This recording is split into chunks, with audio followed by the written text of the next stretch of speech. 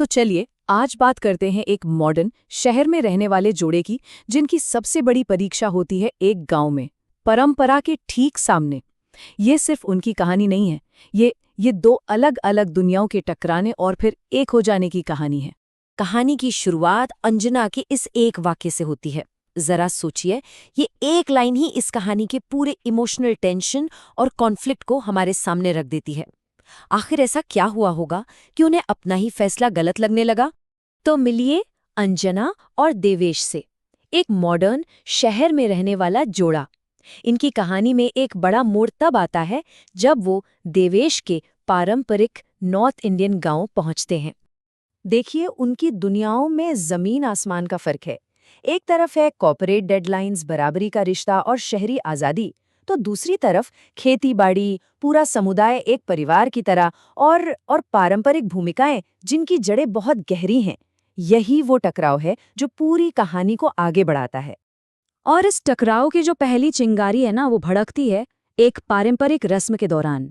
एक ऐसी रस्म जो अंजना और इसके मॉडर्न लाइफस्टाइल को एक बहुत ही मुश्किल कसौटी पर लाके खड़ा कर देती है। ये रस्म है मुंह दिखाई। सुनने में तो बस एक रस्म लगती है ना? लेकिन असल में ये नई दुल्हन के लिए एक इम्तिहान जैसा है, जहां पूरा समुदाय ये तय करता है कि वो उनके बनाए सांचे में फिट बैठती है या नहीं। अंजना पर गांव की औरतों के सवालों और तानों की जैसे बौछार हो जाती है। उनसे यहाँ तक पूछा जाता है कि क्या उनके काम करने से उनका पति चिचुक के लकड़ी की तरह पतला हो जाएगा। यहाँ दो अलग अलग पीढ़ियों की सोच का एक सीधा टकराव देखने को मिलता है। लेकिन ठीक जब लगता है कि ये सिर्फ नई और पुरानी पीढ़ी की लड़ाई है, कहानी में एक बहुत ही अनएक्सपेक्टेड मोड़ आता है। देवेश की माँ, अंजना की सास, अंजना का साथ देती हैं और उनके ये शब्द उस पूरे माहौल को ही बदल देते हैं। लेकिन इस एक पल के सहारे के बावजूद गांव का बाहरी दबाव धीरे धीरे अंजना और देवेश के रिश्ते में भी दरारें डालने लगता है।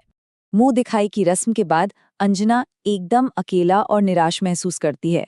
उसे सच में ये लगने लगता है कि उसकी अपनी पढ़ाई लिखाई, उसकी अपनी पहचान ही उसकी सबसे बड़ी दुश्मन बन गई है।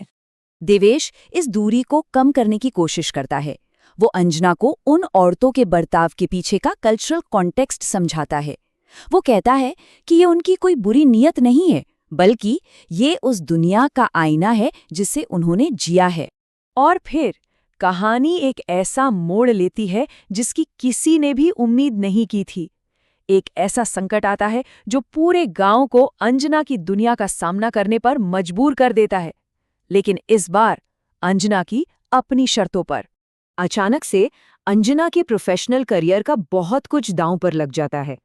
उसे एक बेहद जरूरी मीटिंग करनी पड़ती है, एक ऐसी मीटिंग जिसे वो किसी भी हालत में छोड़ नहीं सकती। और ठीक उसी वक्त, जैसे मानो किस्मत भी परीक्षा ले रही हो, पूरे गांव की बिजली चली जाती है। अब ये सिर्फ एक मीटिंग नहीं रहती, बल्कि वक्त के खिलाफ एक नामुमकिन सी लगने वाली दौड़ बन जाती है। इसके बाद जो होता है वो सच में असाधारण है।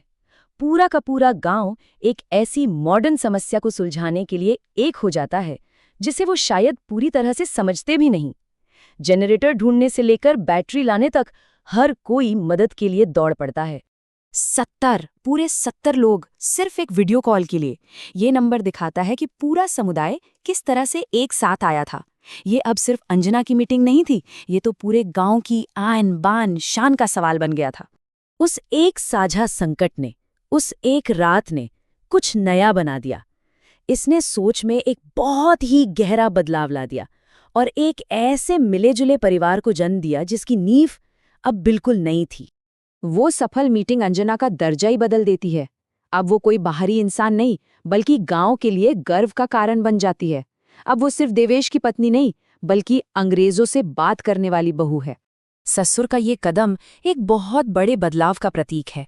अब परिवार सिर्फ अंजना की सच्चाई से समझौता नहीं कर रहा था, बल्कि उसे पूरे दिल से अपना रहा था, सपोर्ट कर रहा था। ये है कहानी का वो निर्णायक पल जब परिवार का मुखिया खुद पारंपरिक भूमिकाओं से ऊपर उठकर अंजना को उसकी अपनी शर्तों पर परिवार का हिस्सा बना लेता है। गांव के अपने दार्शनिक बंसी की ये खूबसूरत लाइन कहानी के असली सार को बयां करती है।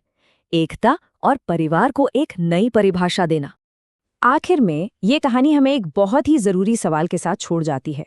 अंजना और देवेश की कहानी दिखाती है कि कैसे आपसी समझ, सम्मान और थोड़ा सा अपनापन परंपरा और आधुनिकता के बीच एक खूबसूरत पुल बना सकते हैं।